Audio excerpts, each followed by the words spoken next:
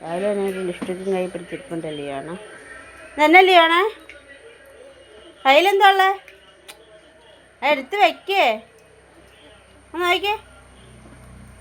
ചുണ്ട് ചോന്നോന്ന് നോക്കട്ടെ അമ്മ. കാണിച്ചേ. സൂപ്പറായിട്ടുണ്ട്. ഇതെവിടെ നിന്നാ കിട്ടിയേ? അടിയിൽ. ആ നിൻ്റെ അപ്പം ഇന്ന് കളിയും കണ്ടിരുന്നിട്ട് പോരുമില്ല. അമ്മ പോട്ടെ എന്നാ. ടാറ്റാ. ഞാൻ പോവാ. അയ്യോ മഴ ഒന്നുമില്ലല്ലോ അവനെ. പൊക്കോട്ടെ.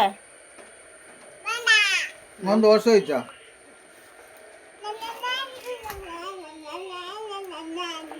ചുണ്ടിലൊക്കെ നോക്കിക്കേ.